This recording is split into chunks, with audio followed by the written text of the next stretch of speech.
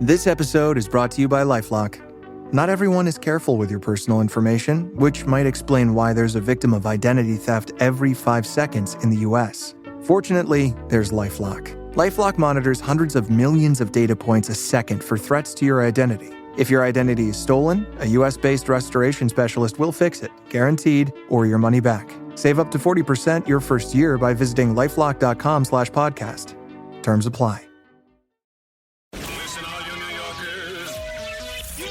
Taxi. Okay, we're looking around. This is the 77 WABC minicast. When you have a little kid and you teach a kid rhythm, there's something as simple as a rhythm. Ever see somebody who can't play rhythm, who can't do it? And I love the story that rhythm is because of your mother's aorta and the sound of the heartbeat. Okay, fine enough. Rhythm, either you have it or you don't. And somebody comes along and they says, okay, and then you do patty cake. And you teach your kid patty cake. And you're creating out of nothing this punctuated nothing that's broken up into beats, and kids learn this. And then you sing a song. And music is not, it's math. And what's interesting is I do the guitar. And it's left and right hand, obviously. But it's a completely different thing. Left is easy. It's the right hand. And you're holding and you're cradling it. And you hold it like somebody you love. It's like close. And you get into these weird things about the slightest little, the way you can play with a fingernail and mute a string, and you can play with higher up the neck. You can spend your whole life learning muscle memory of just a guitar. And I firmly believe that everybody has to have some type of formal music training or to play an instrument. And there's no need for you not to play something today. You've got YouTube. Get a keyboard. Find something you like. I don't care what it is. They can play. You can play. You can do whatever you want. Some of the best instruction I've ever seen. In the old days, you had to go to a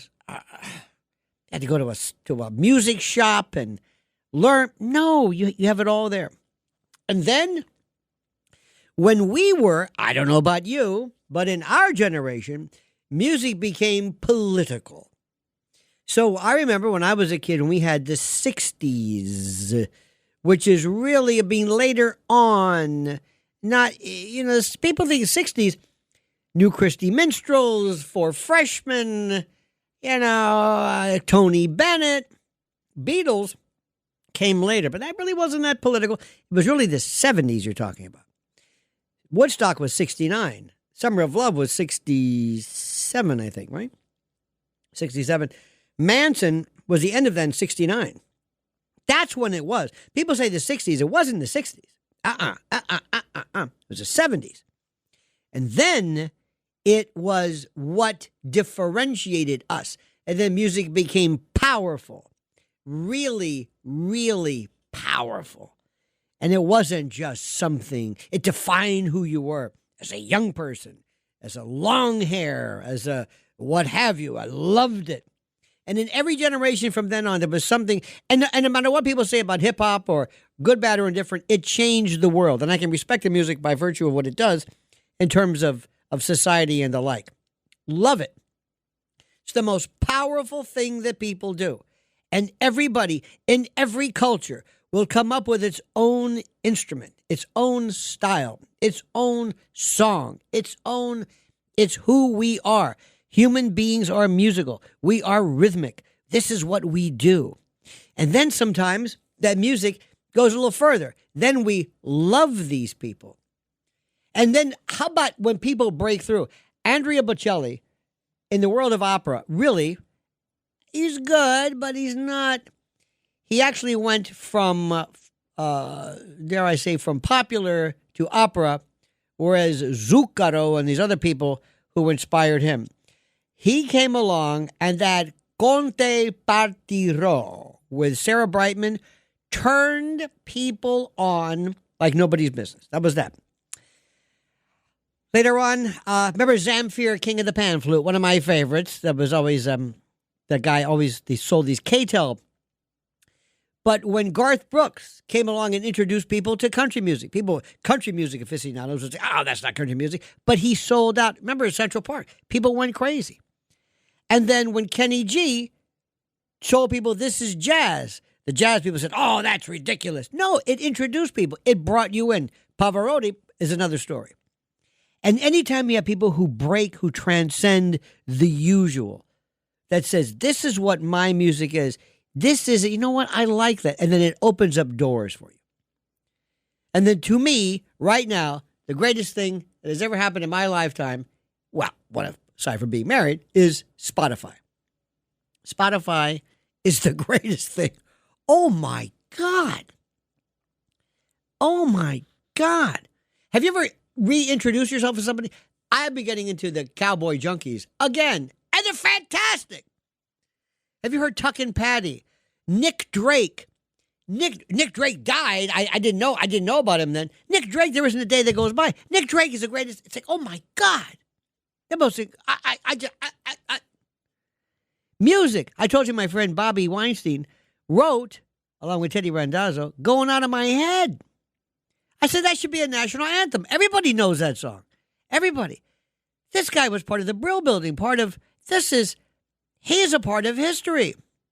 So what started this today was when I saw Rick Derringer die. And more people liked Rick Derringer. And they said, oh, as opposed to, because not only do we like the music, but we like how this person, I keep saying punctuated and accompanied certain parts of our life. It reminds us of something. Maybe it was, And I love people who can keep going despite their age. I'm telling you right now, when Jagger dies, I'm figuring that's it.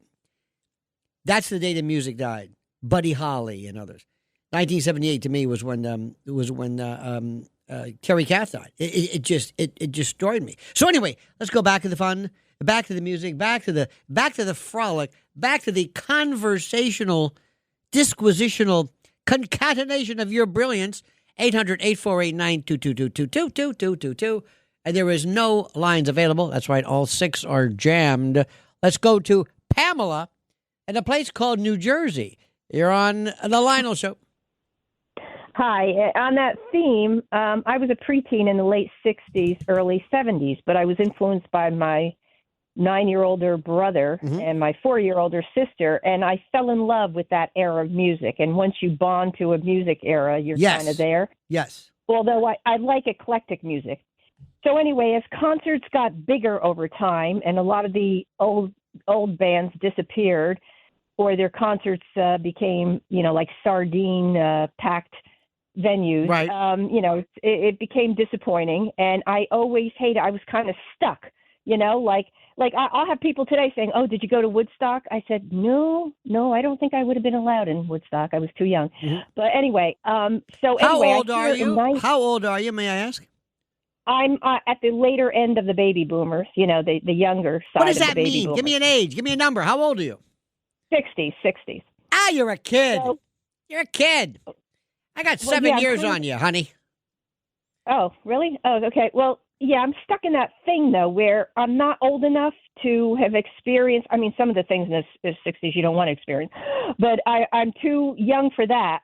And, and when disco came, I kind of cried, but then I sort of learned to appreciate it. Oh, no.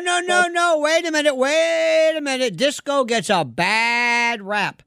People don't know. Now I appreciate it. Oh, no, but the people who slam disco are the people who slam New York and have never been here. They think it's a joke, and then they blew it up in the whatever that event was. No, disco. Right. It was look. You have got to appreciate the fact that it changed everything. Saturday Night Fever, that album, the Beach Boys, the Bee Gees, that changed everything. That was the anthem. That was everything. Studio 54. Think about this. Pre-AIDS, post-Vietnam, there was this power. There was this void. A little bit of innocence. Kind of like an Overton window. Kind of sliding over there. The dark stuff hasn't hit yet. People were out having good time. Okay, drugs, whatever. But the point is, it was a time that you will never see again. And the young people today, younger, will look at that and say, what were they doing? It's almost tribalism. They don't understand this. Why are you dancing? What is all this? Let's boogie and you can't explain that to people.